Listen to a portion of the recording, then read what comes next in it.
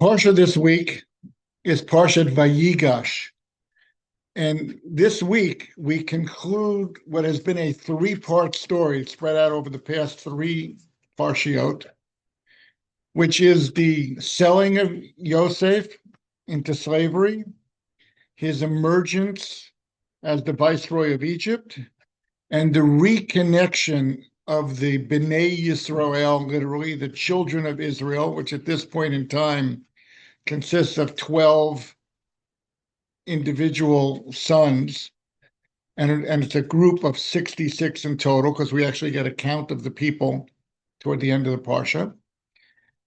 And we're talking about the reunification and reconnection of those people after what has been a very, very fraught family breakup, which has played itself out over a period of at least 18 or 19 years. Because Yosef is sold out by his brothers at the age of 17. He's 30 when he appears before Paro. We get the years of plenty that transpire first, where he rules over Egypt as the viceroy with having no contact with his family. And then we get the famine hitting, and we get the brothers needing to come down and to buy grain from their estranged brother. The title of this class is Managing Hashem's World. But there's an alternative title which I want to disabuse us of, and that is Trying to Play God. So those are two different attitudes, and I want to try to look at the Parsha and look at this whole sequence of events in terms of sorting through, we assume that playing God is not a good thing. How do we know playing God is not a good thing? For example, the Torah prohibits us from taking revenge. Okay? But we talk about God avenging things. We talk about God being jealous, which specifically means protective of his relationship with the Jewish people and not tolerating an intrusion like idolatry in that relationship. So if I want to play God, I could become very vengeful and go around like the old Westerns, using my six gun to right all the wrongs I see in society. Or I could be a person who is a zealot, who goes around not even righting wrongs, but just interceding in the world in a way so that things go exactly the way I want it to do. And we know from many, many mitzvot in the Torah that that's not the expectation of the Torah. So the question is Yosef specifically, Yosef HaTzadik, Yosef, who's always referred to as the righteous person, is he guilty of that? So let's first look at the charge against him. He knowingly and willingly, first of all, he gets sold into Egypt. Many commentaries are perplexed. His father, Yaakov, Jacob, is suffering tremendously. And the quote is, in the Torah, that he was mourning the loss, and the mourning had no end to it. And the rabbis tell us that there's a natural component to mourning, that over time, mourning lessens and dissipates. And the fact is, his mourning didn't dissipate. Why? Because the loss was not real. He was separated from his beloved son Yosef. But because he was still alive, and because they were ultimately going to be reconnected, therefore the normal process of grief and healing never took place. So was Yosef guilty of playing God in not sending a message to his father and informing him, I'm okay, stop grieving, everything's going to work itself out in the end? He never did that. There are different opinions as to why, and in the interest of time, we won't go into them now. But just to mention two of them, one is that there's a famous medrash that the brothers made the world and the universe, including God, take an oath not to reveal what happened, and that included prohibiting Yosef from telling his father. Another approach taken by the Or HaChaim, who has a very important commentary, not an early commentary, but an important commentary, says that Yosef realized that if his father ever finds out that he was sold into slavery, he would exclude some of the brothers from the Jewish people.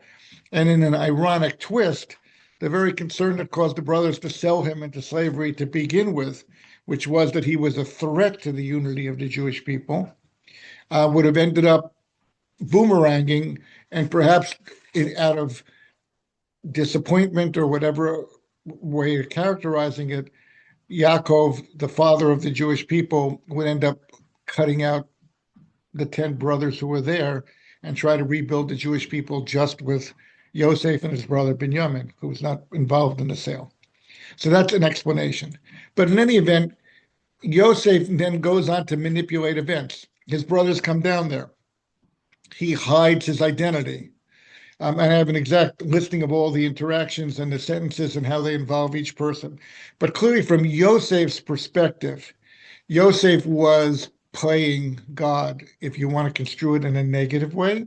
If you want to construe it in a positive way, as the rabbis do, what do they say? They say that those dreams that took place at the beginning were in fact prophecies, and having received a prophetic vision, that he would be in a position where first his 11 brothers would bow down to him in subservience, and then eventually it would include his father, and the extended family bowing down to him, and feeling as though that those were prophecies that were given to him for the good, the ultimate good of the Jewish people. So what Yosef does is he says, I'm going to manage Hashem's world, and that's where the title of this class comes from, within the parameters that Hashem has made known to me. Like to quote a non-biblical source, but Abraham Lincoln was fond of saying, with firmness in the right, as God gives me to know the right. And that's a certain sense of managing the world to the extent that a person's honest and truthful, and it's not self-serving, that a person could be really managing the world, managing Hashem's world, seeing it as Hashem's world. I'm not here to take control, but I am here to be cognizant of the goalposts, the boundaries of what Hashem has. And an additional factor that I want to include in the narrative here is I'm conscious of the idea that we talk about the Tikkun Olam, the Malchut Shakai, to repair the world under God's kingship. And we commonly use the word Tikkun Olam. I say the joke amongst secular Jews is that, a Jewish person who becomes very Jewishly involved says to a rabbi, Rabbi, how do you say Tikkun Olam in Hebrew?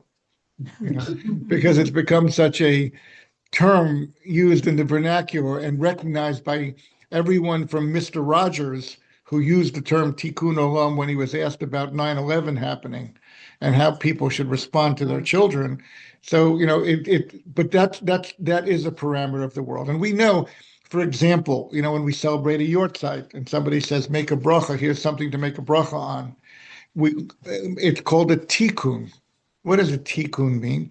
It means that we're hoping that our actions today will retroactively make the world a better place. Or bring the world, maybe it's better to put it this way, bring the world back to the place it was meant to be. So with this phrase in mind, let's look at the beginning of this parsha. It's a very dramatic moment, and the language that the Torah uses is very ambiguous, but I'm just going to read the first sentence or two.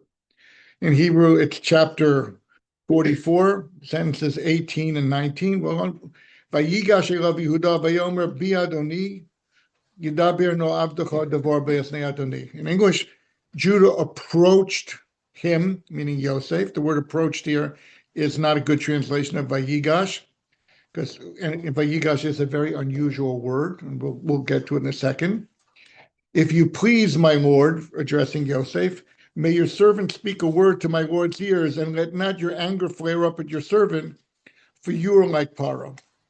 And then it's a very unusual speech. He starts talking about his family and his father and how his father's suffering. I mean, it's not the kind of speech you would expect to hear at a very dramatic moment when one of the brothers is about to be placed into permanent servitude by the leader of the world.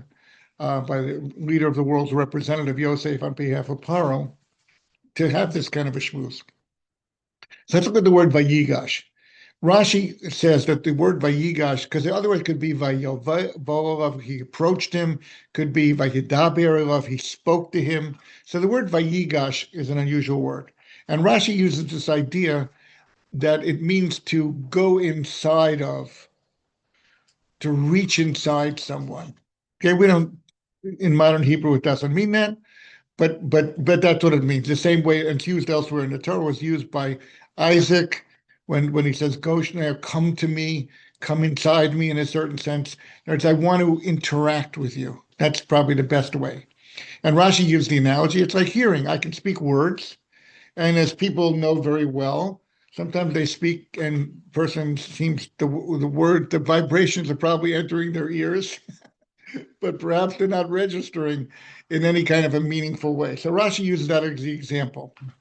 And Kabbalistically, it's understood to mean that Yehuda here was climbing inside of Joseph, and in a certain sense, looking for a connection to him. Now, that's a pretty encompassing idea, pretty wild idea. And ultimately, you can see how true it was, because what was Joseph doing? What was Yosef doing? He was concealing who he really was. So when it says, Vayigash Elav Yehuda, Vayomer Bi'adoni Yidaber No Abdecha, my Lord, I want to speak to you. I want to say some words to you. He was really saying in a direct way, I want to unlock who you really are so that we can connect or communicate with one another. Okay? And then he makes the following phrase, Ki kamocha kiparo, because you're like Paro. And Rashi very profoundly says it's opposite meanings here. You're like Paro, you're great, you're powerful, or you're like Paro, I don't fear human beings. So in other words, you're like Paro. In other words, if I'm not afraid of Paro, I'm certainly not afraid of you, which could be a very antagonizing thing to say to someone. But if it's spoken with the underlying idea that there's a God who rules the world and there is a God who supervises all of the events of humankind, then it becomes a meaningful phrase, because Yehuda then is framing out this idea that Ki kamocha keparo, I'm a human being. You're ultimately a human being.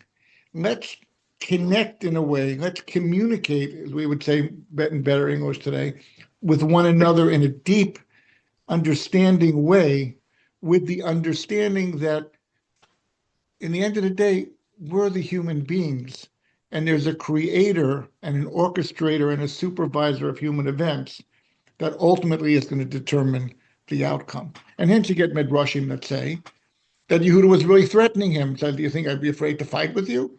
We look like we're 11 guys here.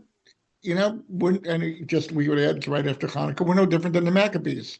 A few Kohanim, as we described them, were weak and bent over their books of learning, probably with big, heavy-rimmed glasses on. Get together and say, okay, we're going to have to fight the Greek army. But you say, that's pretty ridiculous, and that's what Hanukkah is about. So that also is included in here. So Yehuda is recognizing something here. So we can understand where Yehuda's coming from. Let's think about where Yosef is coming from, and let's get back to this idea. Is Yosef himself guilty as charged? And I just want to highlight a series of interactions which go all the way back through these three parshiot, through the entire story, and we'll do so quickly. Hopefully, it won't be tedious, and it'll clarify for us how people see events and understand themselves within the world. So the first event would be would be, we could go way back to Yosef interpreting the dreams and presenting the dreams and innocently, but let's not go that far back because we don't have that much time. Let's go back to the following. Yosef's in jail, and the two servants of Paro are incarcerated with him. And he interprets the dream of one and says, look, you're going to get put back to your position. And he says, please remember me. Okay, which was deemed to be wrong of him, mistrust in God, but leave that aside. But he says, Ki gunav gonafti mi eretz ha'ivrim, because I have been stolen out of the land of the Hebrews. Those are big words. In other words, my aspiration is not to rule Egypt. My aspiration is to become free and go back to where I come from. Right? When you get your hands on a stolen object, what do? You return it to its owner.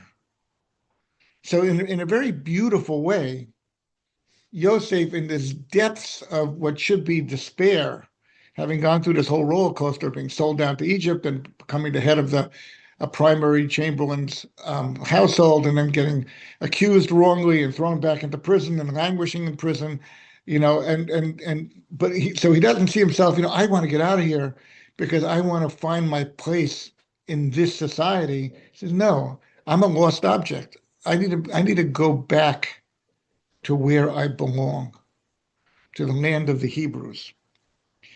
Continuing. I have some sources that go all the way back. We won't do that. He interprets the dream to Paro. In a very shocking thing, Paro says, I heard you really interpret dreams. We took you out of prison. Let's see what you got. And he says right away, El Kimya Neshalom Paro. I can't help you. There's a God in the world. And God, at times, gives me insight and understanding, which is surpassing and valuable and could be helpful. And perhaps this will be one of those times. So again, you see this extreme acknowledgement of that I don't rule the world.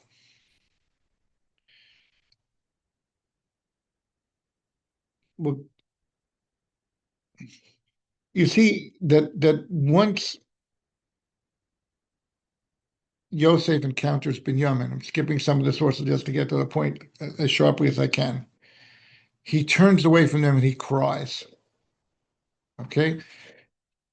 A person seeking vengeance, or a person who has the inclination to say, I'm here to right wrongs, their response will be, wow, I've got my hands on all the goods here. I'm finally going to see the first of the two dreams vindicating what I've suffered so much for. And Yosef doesn't feel that way. He cries out of sorrow and out of connection. And ultimately, what happens when in the Vayigash, after Yehuda's speech, he says, Ani Yosef, I am Yosef. Ha'od Ovichai, is my father still alive? Meaning, I am Yosef. Who is Yosef? I am a son of our father. That's the way I see myself in the world. I see myself once again as one amongst 12. The same way, and we won't go into all the details of this, but the same way the dreams themselves, where all the sheaves gathered around and bowed down to me, I saw myself also as being one amongst my brothers, but with a role to play and a responsibility that needed to be acknowledged so that I could fulfill my responsibilities. Because after all, if I am responsible for you, and I tell you, hold my hand because we're going to cross a busy street right now, and you say, no, who are you to tell me to hold your hand? You can go fly a kite. Then I'm not able to do my responsibilities. And that's the way Yosef understood the dreams. And that's the way he responds to the brothers. And then ultimately, in the most grand statement of all in this week's Parsha, he says, don't feel concerned. Ki lemichya sholchani Elokim lifnechem. he says, I understand the reason I'm here as the most powerful, second most powerful person in the world, and the viceroy to Paro, is so that I can sustain you. And it has implications the way he says it, and we won't go into the full extent of the drushes here. But he was understanding early on that there was a prophecy, not just his prophecy, his two dreams, but going all the way back to Abraham, to Avram, the founder of the Jewish people. There was a covenant between the parts where God foretold the Jewish people are going to be in servitude in a land that's not theirs. They'll be strangers in a land. And Yosef already understood that his goal was to sustain the Jewish people throughout this long 210-year travail that's going to take place in Egypt, the bitter exile and bitter servitude, and that everything that had happened to his life, he construed and understood within those parameters. From the brothers' perspective, and first I want to talk about the brothers in general. When you go back to the early part, when the brothers discover that their money had been returned to them, they say, and this is a big one, this is something that I just saw Rav Osher Weiss spoke about. What do the brothers say? Ashemi manachnu, we are responsible. Now, this is before they knew who Yosef was. As soon as they saw things didn't go smoothly in Egypt, they said, we have a responsibility here, al achinu, because of the way we treated our brother. And look what they say. Asher ro'inu tsaras nafsho, we saw the affliction of his soul. And he pleaded with us, and we were impervious to his cries. So here we're getting an insight from all the perspectives, and I'm leaving out Yaakov's perspective in interest of time, but from all the perspectives, you have a baseline understanding that events that are taking place are under God's supervision. They have a purpose. They have a meaning. Obviously, each one of us is responsible to do our best within that framework, but and to make the best choices we can. But we have to make choices that make sense within the framework we have. And this leads me to a quote, which is something that I have at times very strenuously disagreed with, but I want to put it in a positive light today. And the quote comes from a secular book, but the quote reads as follows.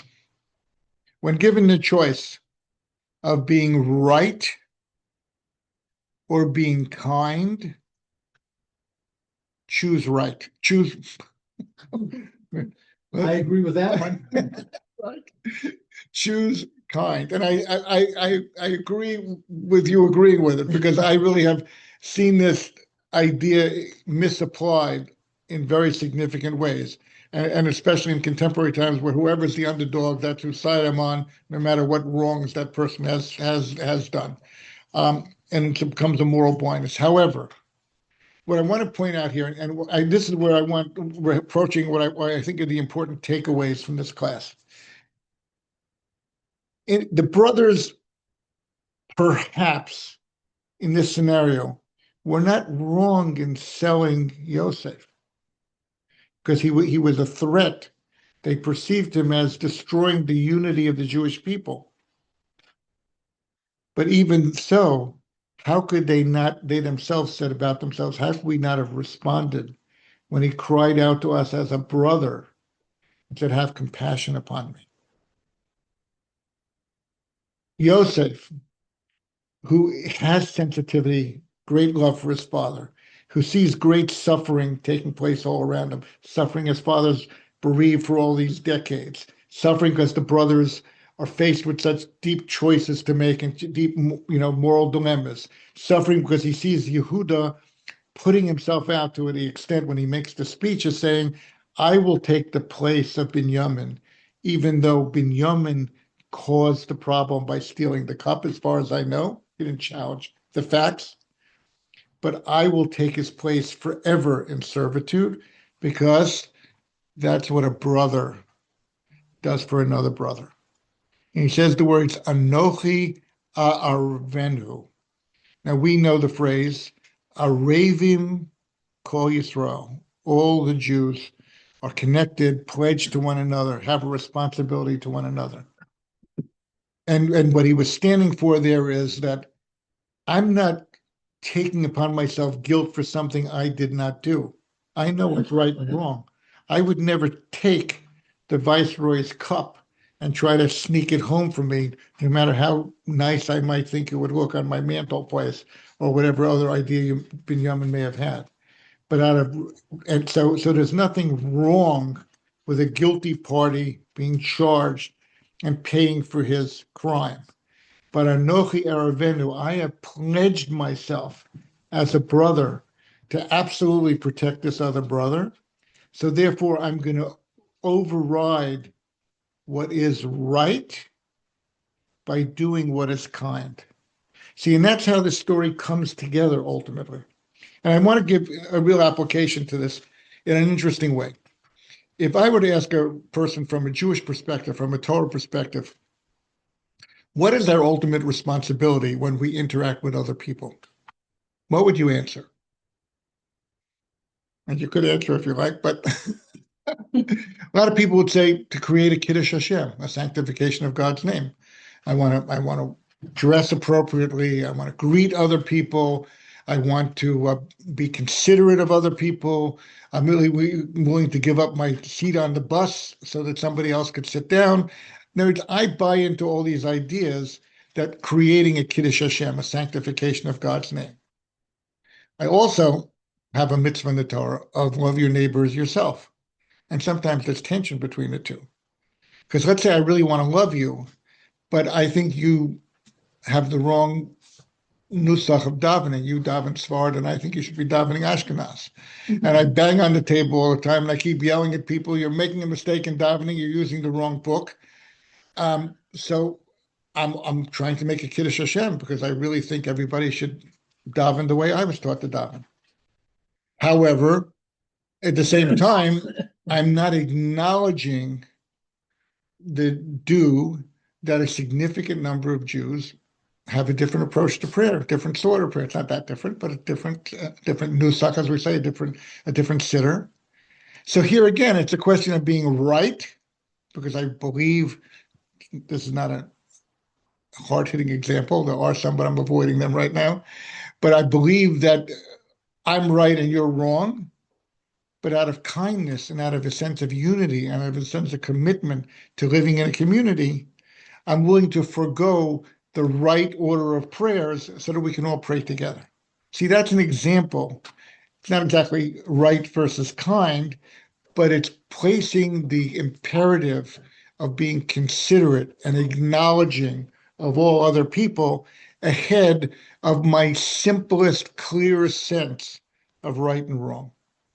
And that's why in life, some of the most sad moments, like this whole experience between the brothers, some of the saddest moments is when everybody's intentions are good, but they conflict with one another. And instead of trying to acknowledge the kind way, they stand by the right way. Hear what I'm saying? That's when the brothers had regret for selling Yosef. Please understand, the brothers met as a court of law and they judged that he needs to be killed. So why did they feel badly? Because he was calling out to them and they didn't listen to him. It's pointing in the direction of this idea that yes, there is such a thing as right and wrong, and we do need to stand up for the right. But there's also such a thing as, there's an old phrase, I'm just thinking, two wrongs don't make a right. But maybe two rights can make a wrong. Yeah, maybe that's the way, maybe that's a better quote than the one I was quoting before. And you see this, there was a talk given many years ago by the Rosh Hashiva of Chavetz Chaim, and he was arguing for the idea that as much as we want to sanctify God's name in the world, we also have an absolute responsibility to acknowledge the well-being of other people. And this is fraught with conflict. If you have a kid home from yeshiva and it's time to go to shul, and he says, I'm really tired. Okay, so are you going to be right or are you going to be kind?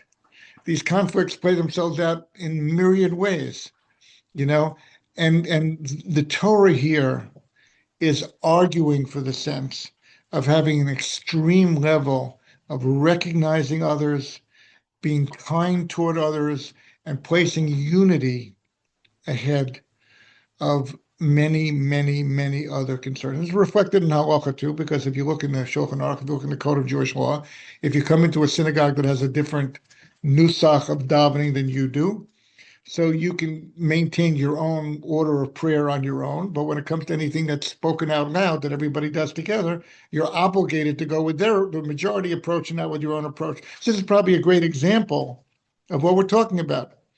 I don't have to wave a white flag and say, no, I've been wrong my whole life, and I finally see the light, and I'm going to daven the way you do, or the community here does, or something. Vice versa, I don't stand up and yell out my words of kedusha in contradistinction with the words used by the community and say this is the way it needs to be. And this is a big outcome of the entire book of Bereshit, and it requires a lot of thought and a lot of clarity in terms of how it applies. But it starts out with one brother killing another brother, right? And in many ways, it's concluding by placing the value of sensitivity to a brother very, very, very high up on the totem pole of Jewish values, and always telling us from these three perspectives, from the perspective of Jacob, from the perspective of the brothers, and from the perspective of Yosef, learn to prioritize a sense of unity and commitment to one another. And I can't quite say above all else, but certainly in the highest rung of what the Torah is aspiring for human beings to act according to. And in that sense, we can live with a lot of tense situations where there's debate and argument between what's right and wrong. And after we have a Talmud which is just replete with argumentation, and it's not for the purpose of letting Jews make more money as lawyers when they decide to become lawyers, but it's for the purpose of honestly exploring differences of viewpoint to the nth degree, and yet still finding the way to live together as one people, still finding the way to sanctify Hashem, and still finding the way to be a light unto the world, and not a diffused, contrarian, self-afflicted light, but a light which gives clarity and a light which gives guidance to everyone. And please God, as we conclude next week the book of Bereshit, we'll be able to fulfill to the greatest extent possible these aspirations that the Torah has for us.